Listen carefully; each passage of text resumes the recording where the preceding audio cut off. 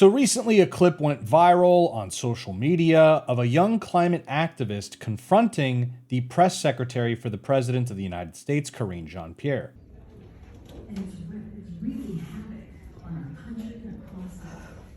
Excuse me for interrupting, but asking nicely hasn't worked out. 1 million young people wrote to the administration pleading not to approve a disastrous oil drilling project in Alaska, and we were ignored. So I'm here channeling the strength of my ancestors and generation. Will the administration stop approving new oil and gas projects and align with youth, science, and frontline communities from the North Slope of Alaska to Louisiana? First of all, I appreciate your courage. And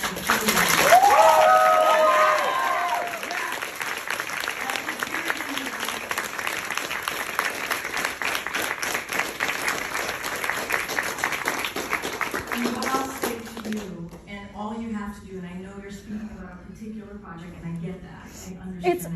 You have approved multiple projects since then, and more at a faster rate than the Trump administration. We need you to act on your campaign promises. Declare Please. a climate emergency. Which side are you on now? Please respond. Please respond. I was trying to, and I'm happy to respond. So look, this is an administration, and if you look at this president, you look at the action that he's taken, he has taken more action on climate change than any other president. He has an ambitious policy. He has. And I don't think you can deny that. I think you could agree with everything that he's put forward and he has done. And there's always more work to be done. He's going to continue to be ambitious. He's going to continue to take action. And that is something that he has promised during his campaign and will continue to do so. I'm happy to have this conversation with you outside of this speaking event at this time. But we can talk through all that he has done and all he wants to continue to do. And we can also listen to you and listen to what you have brought forth right now. But it's okay, guys. I want her to.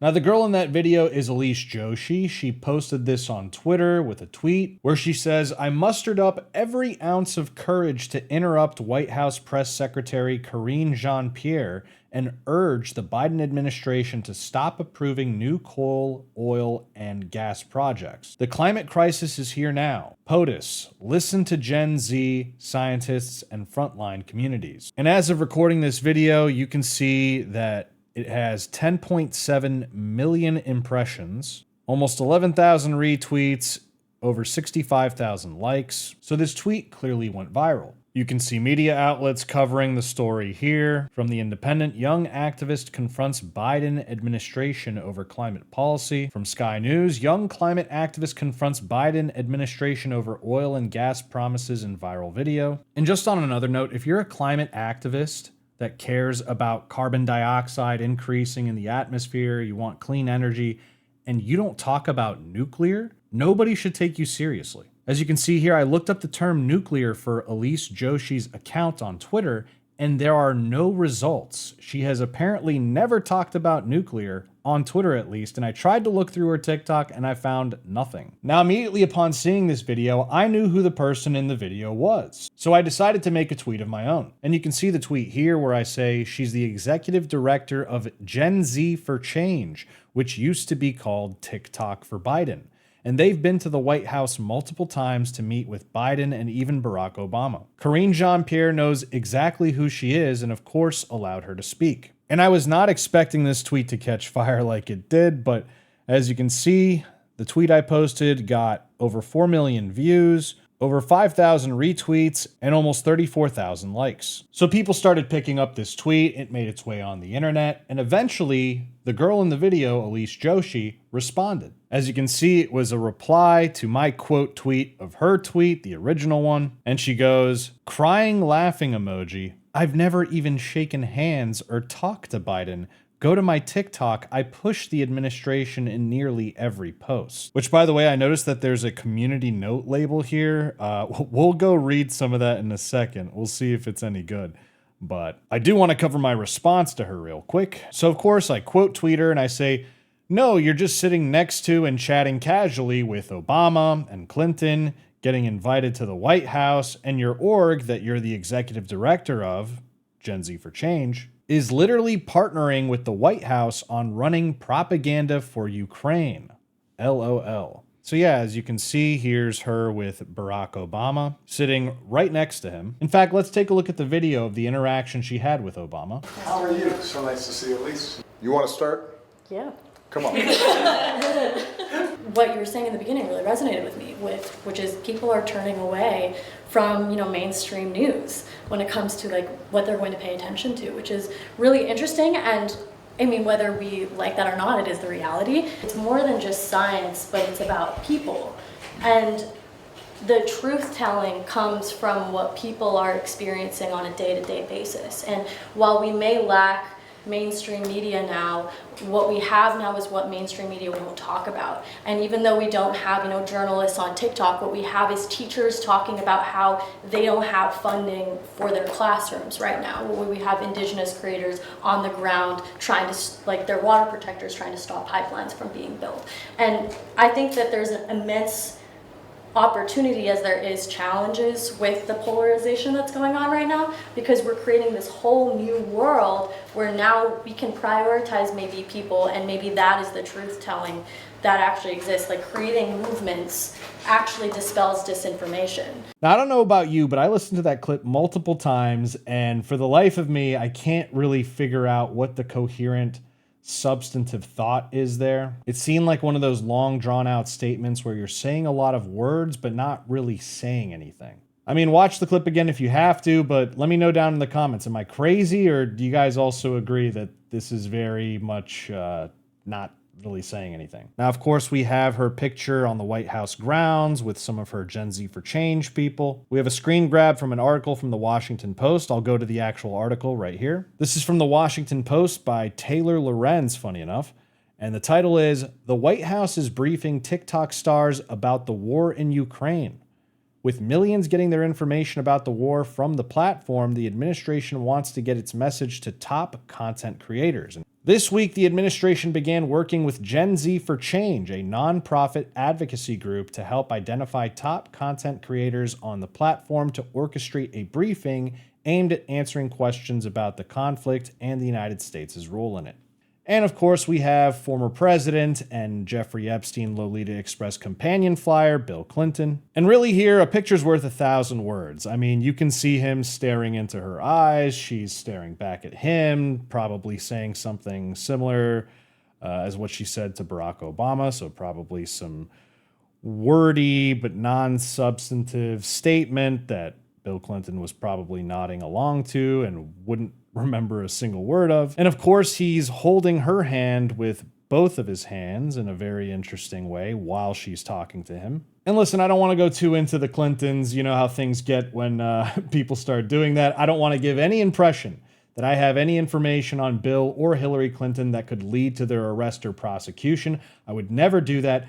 But if I had the information, I'd definitely look for ways to protect my well-being. Which brings us to today's video sponsor, BulletSafe. BulletSafe is a company that manufactures bulletproof vests and ballistic inserts. No, this is not a joke. I know it seems like it because I did the Clinton stuff right before this, but this is a real advertisement. They make ballistic inserts like this. This is the BulletSafe rated 3A ballistic insert. You could put this in a backpack where you would normally put the laptop, and this offers some solid protection. 3A means it's rated to protect against multiple handgun rounds up to a .44 Magnum. But BulletSafe also makes bulletproof vests like this one, the VP3, which is also rated 3A. And of course, it's National Institute of Justice certified. And just like the ballistic insert I showed you, made in the USA. So if you care about increasing your level of protection for yourself or your loved ones against those who would do you harm, visit BulletSafe by using the link in the description box down below and use code BRO10 for 10% off your order. All right, so let's go back to that tweet and take a look at the proposed community notes. All right, let's see what this says. Elise is the executive director of Gen Z for Change, an organization which has been in touch with the Biden administration and started out as TikTok for Biden, working on his election. The org has been to friendly briefings and meetings at the White House. That's a pretty decent note because the implication from what she says is to suggest that, oh, I have nothing to do with Biden. Oh, I haven't even shaken hands or talked to him. Meanwhile, on her TikTok, she's posting things like this, where it says, meeting 2 presidents in 1 year was not on my bucket list. And you can see this is an invitation from the president saying, the president requests the pleasure of your company at an event celebrating the passage of the Inflation Reduction Act to be held at the White House. So we have an Inflation Reduction Act invite visit. Here we have her again at the White House for Hispanic Heritage Month, taking a little selfie. Look at that, you got Biden right in front of her. And I know what you're thinking, did they invite an ethnic South Asian girl to Hispanic Heritage Month because she's brown? Well, it is my understanding that she is part Hispanic, so she does qualify.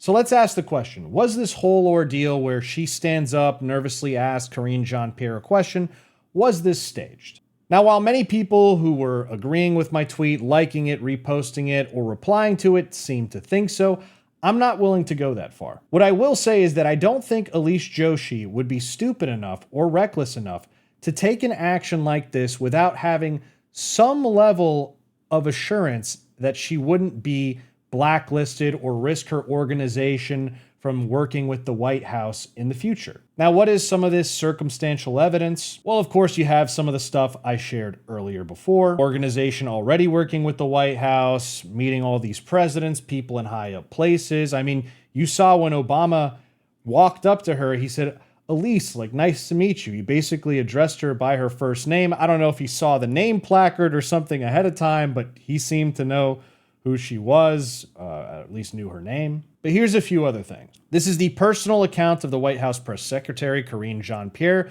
who Elise Joshi was asking the question to. And if we go to her likes and we scroll down, look what we have here. She liked the tweet from Elise Joshi of her interrupting the event to ask her question. A question, by the way, which was critical of her boss, Joe Biden. So why would the press secretary, whose job it is to basically run propaganda for the president of the United States, her boss, like a tweet that has a video of an activist asking a question of her that is effectively criticizing her boss, saying he's not doing enough. In fact, what he's doing is bad, and he's doing something more than Trump, something worse than what Trump was doing. Now, I don't think that it's this deep. I don't think it's this elaborate conspiracy, but I had to think it over because it doesn't make sense, right? Why would the press secretary like something that's critical of her boss? If this was some organized thing, like, why would they want her asking this question if this was staged, which I don't think it is, by the way? Why would they want that? Well, here's one possible reason I can think of. I saw this article from the Washington Post titled, What Voters in Swing States Are Saying 3 Weeks Before Midterms. And they go through a lot of stuff here, you know, the different swing states and what people's priorities are. And they link different polls for the respective states. So I went and looked at these polls, and here's what I found. Marist poll, 2022 elections in Ohio. What are the top issues? Well, inflation was the top voting issue in Ohio. 36% of Ohio adults say inflation is the issue that is top of mind this election season. Preserving democracy was 27%, then followed by abortion, 18%, healthcare, 13%, and immigration, 6% follow. And you can see some of the results even when you break it down, Republican, Democrat, Independent. But notably absent here is climate change. We can go here for Georgia, and we can see here, a quarter of Georgians cite inflation and higher prices as the most important issue to their vote for Senate. A group Walker wins by 41 points. The other double-digit issues are the preservation of American democracy, 18%, abortion, 13%, and both of those groups break for Warnock by more than 30 points. Again, climate change is notably absent. Here we can see one for Florida, and if we scroll down, we can see question 24 of the following issues, which is the most important to you in determining who you vote for in November. And we can see in the total, the top issue is economic issues, including inflation and cost of living. The next one is threats to our democracy. The next one's abortion. You're seeing a theme here. This is pretty similar across the various states. After that, you have immigration and racial justice, which are tied. And then you have climate change at 6%. Now, it does rank a bit higher for Democrats. Again, threats to our democracy, abortion, economic issues, and racial justice all pull above climate change. And I don't want to go through all these states, but again, the same is similar for Pennsylvania. The top three issues in the Senate race are inflation, preservation of American democracy, and abortion. And what you'll notice in a lot of these swing states is that the Democrats there are typically not as radical as you'd find in some of the bluer areas of the country, the bluer states, the coastal states. Many of these people might have jobs in sectors that are dependent on the fossil fuel industry, or in other industries that they perceive would not be benefited by climate change policies. And the thing is, many of these climate change activists, including Elise Joshi, are on record saying that they're going to vote for Biden anyway.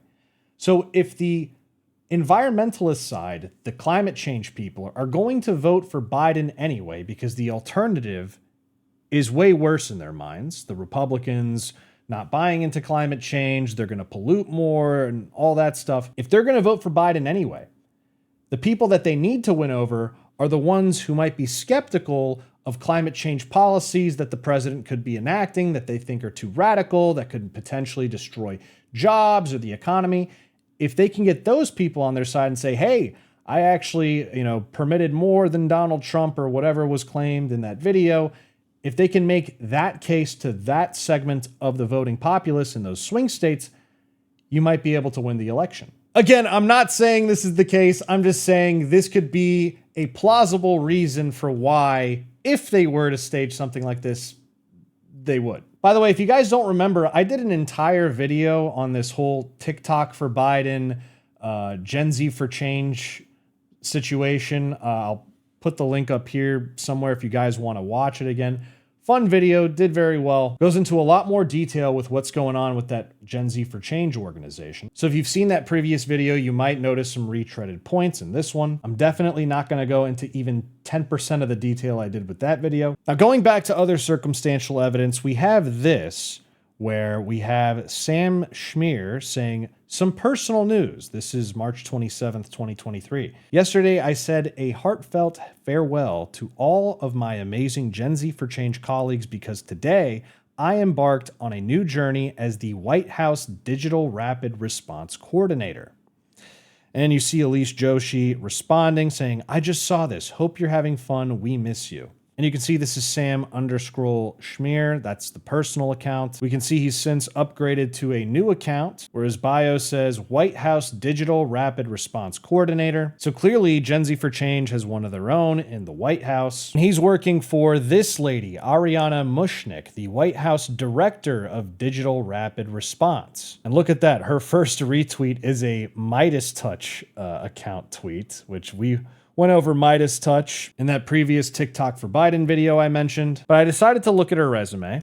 And here we can see the LinkedIn and scrolling down. So the Director of Digital Rapid Response at the White House from September 2022 until now. What was she doing right before this?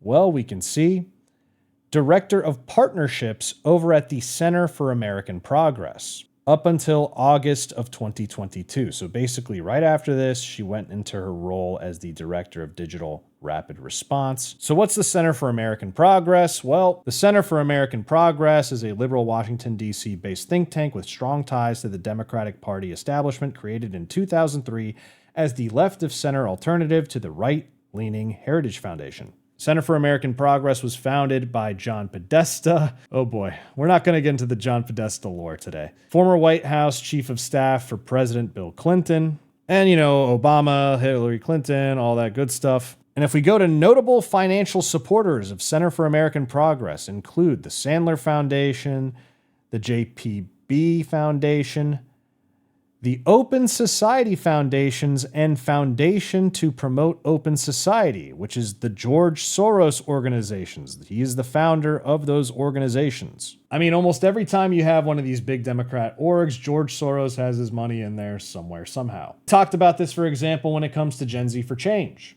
As you can see here, this is a company by the name of New Media Ventures, where they're introducing their fall 2022 cohort, 6 innovative projects, their fall 2022 investments. And if we scroll down, we can see Gen Z for Change And what do we see here? A quote from none other than Elise Joshi, the acting executive director for Gen Z for Change, the girl we were just talking about. She says, New Media Ventures' investment is crucial to our growth in 2023. We are able to bring on a full-time finance director and direct resources towards strengthening our creator network, as well as increase our in-state programming with a focus on over 10 key states, including Texas, Georgia, Virginia, Pennsylvania, to name a few. Hey, some of those were the swing states I was talking about earlier. We are so grateful for the investment and look forward to keeping in touch with New Media Ventures' community as our work expands. Now, who funds New Media Ventures? As you can see here, the Free Beacon has a document from Democracy Alliance saying 2020 Vision Investment Portfolio. And if we scroll down, oh, look, there's the Center for American Progress we were just talking about. Oh, we have New Media Ventures, where it says New Media Ventures is a progressive angel investor network that supports young, innovative media and tech organizations. It seeds startup organizations with the potential to build progressive power, earn revenue, grow to scale, and reach large audiences. Organizations identified by New Media Ventures aim to help fill major gaps in progressive media, messaging, and outreach. So they're on the Democracy Alliance list. And if you don't know, Democracy Alliance is a collective of left-of-center donors that has been active in orchestrating the activities of a permanent left infrastructure since 2004. They don't dole out the money itself. It operates more as an exclusive collective of partners, billionaires and millionaires, and later organizations, committed to providing at least $200,000 per year to left-of-center organizations. But of course, once again, billionaire financier George Soros and late Progressive Insurance Chairman Peter Lewis are the most notable Democracy Alliance donors. And again, we can scroll down here to see the list of organizations. And what do we see here? New Media Ventures is one of the few organizations that Democracy Alliance backs. And if we go back to the New Media Ventures website, we look at 2020 portfolio, and we scroll down to look at who's on the investment committee. And here we can see an Open Societies Foundation guy, Ken Zimmerman, former, of course. We see Rockefeller Brothers Fund. We see a former Color of Change individual, which is another organization that George Soros backs heavily. And then we have this woman, Madeline V. Toomey of Rufus in Maine. Now, what's so interesting about this Madeline V. Toomey lady? Well, if we use the Wayback Machine and go to the genzforchange.org website /about, and we scroll down, we can see the core team. Oh, here we see Elise Joshi. This is back when she was director of operations instead of executive director. Oh, look, we see that Sam Schmier guy. This is the guy who works in the White House now as the Digital Rapid Response Coordinator. Here he's the Digital Development Coordinator. And down here we see Madeline V. Toomey, Senior Advisor and Founding Board Member. Now, of course, on the Current Day website, you don't see Madeline V. Toomey here at all. Isn't it interesting how she's a Founding Board Member and Senior Advisor here, but was also part of the investment committee over at New Media Ventures, the group that then decided to invest in Gen Z for Change? But I'm sure that's just a coincidence. I also found this interesting post from 2021 where you see Elise Joshi and one of her friends, and you see this comment from Sam Schlafstein where he says, "Was this post approved by Madeline?" And we see the response from Elise saying, "I forgot the hashtag, #GreenBuildBack, #BuildBackGreen." Now, the only person I can imagine this is applying to is Madeline Toomey. I mean, there's nobody else here named Madeline.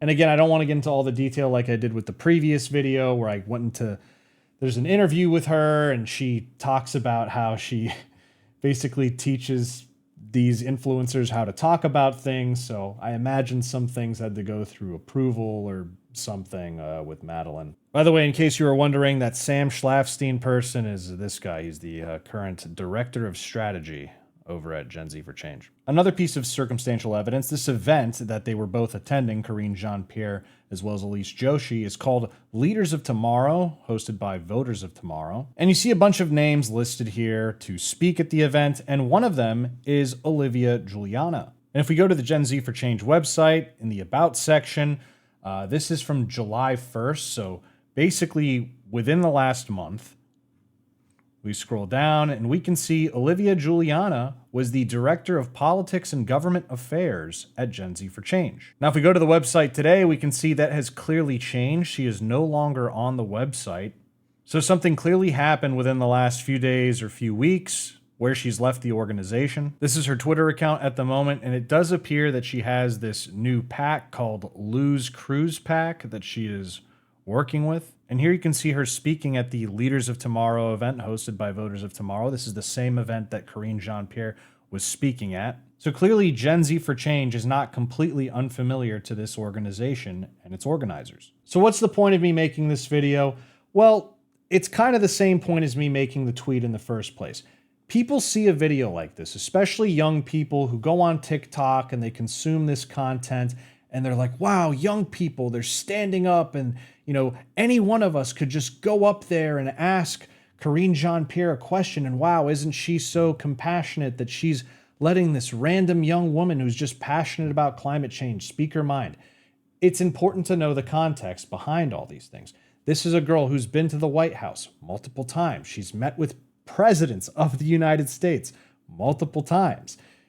She's known to these people. This isn't some random student activist off the street who's just passionate about things. It's good to be skeptical, look at these things through a skeptical lens. Again, part of this organization, Gen Z for Change, which has sort of shady funding behind it. Literally designed as a partisan propaganda outlet. Again, it was literally called TikTok for Biden before they called it Gen Z for Change. But I want to know what you guys think. Do you think this was staged? Do you think there was some coordination behind the scenes with respect to this whole show? Or do you think this was a genuine display from someone who really cares about the issue of climate change? I seem to lean more towards the latter. I think she genuinely does care about this issue. You can let me know if you think I'm naive about that, but I don't think she's as naive as to do something like this without having some level of assurance that she wasn't going to be completely blackballed from future White House events or, have her organization get in trouble because of something like this. So let me know what you guys think, but that's the end of the video. Don't forget to like, comment, and subscribe. Social media links are in the description box below, as well as merch. Support us at nuancebro.com/join, as well as the sponsor for today's video. And I'll see you next time, bro.